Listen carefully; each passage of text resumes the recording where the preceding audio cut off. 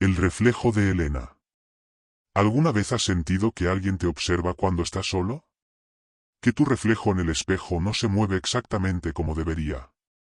Hay historias que desafían la lógica, relatos que han pasado de generación en generación, pero que nadie se atreve a investigar. Hoy te contaré una de esas historias. Una historia real, documentada y llena de misterio. Si eres valiente, acompáñame hasta el final, pero ten cuidado, después de escuchar esto, nunca volverás a mirar un espejo de la misma manera. El viento ululaba a través de las rendijas de la vieja casa, un lamento lastimero que se confundía con los murmullos de la noche. Aquel lugar, situado en lo profundo de la campiña, era una ruina del tiempo, un monumento a la desdicha de su antiguo morador. Quienquiera que se atreviera a cruzar su umbral sentía un escalofrío helado, como si el mismo aire estuviera impregnado de recuerdos amargos y de una presencia que desafiaba la muerte.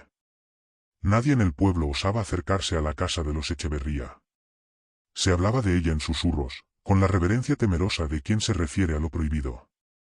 Había sido el hogar de Julián Echeverría, un hombre de ciencia y obsesiones, cuya mente brillante había derivado en locura.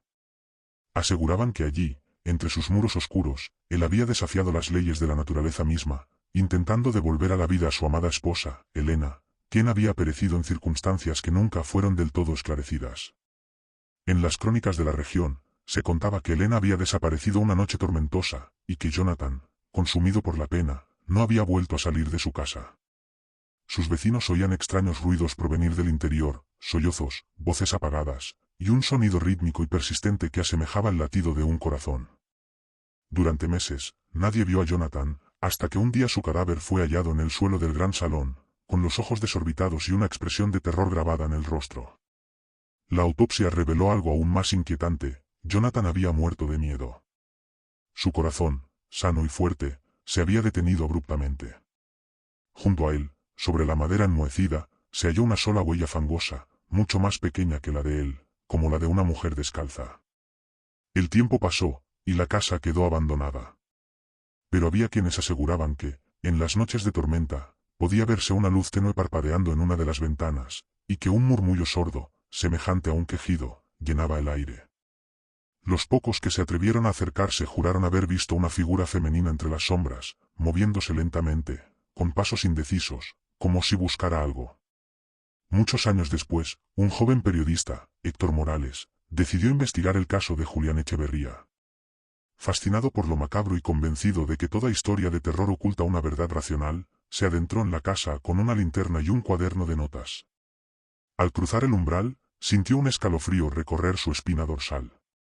El aire era pesado, cargado con un aroma dulzón y rancio, como de flores marchitas y humedad estancada. Revisó cada habitación con meticulosidad, anotando en su cuaderno los detalles del abandono, el polvo que cubría los muebles, las telarañas colgando del techo, y las manchas de humedad que semejaban rostros desencajados en la madera podrida. Pero lo que más le perturbó fue encontrar, en el despacho de Julián Echeverría, un diario que yacía abierto sobre el escritorio, como si alguien lo hubiera dejado allí a propósito. Las páginas hablaban de experimentos, de cálculos precisos, de invocaciones incomprensibles. Pero lo más aterrador eran las últimas líneas escritas con una letra temblorosa. Ella regresa. No es Elena. No es humana. Dios me perdone. No debí abrir la puerta. No debí. En ese momento, Henry sintió que el aire a su alrededor se enfriaba de manera insoportable. Su linterna parpadeó, y en la penumbra, captó un destello fugaz en el espejo del despacho.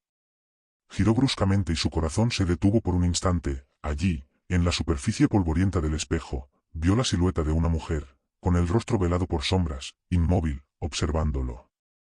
El periodista retrocedió, su respiración entrecortada. Pero el reflejo no desaparecía.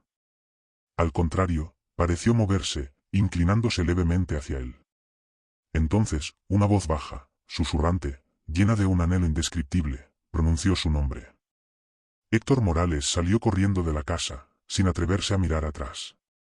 Nunca contó lo que vio aquella noche, pero sus amigos notaron que jamás volvió a ser el mismo. Y cada vez que una tormenta se alzaba sobre el pueblo, él se encerraba en su habitación, cubriendo los espejos con paños negros, temblando, esperando que la noche pasara sin que nadie susurrara su nombre desde la oscuridad. Pero la historia no terminó allí.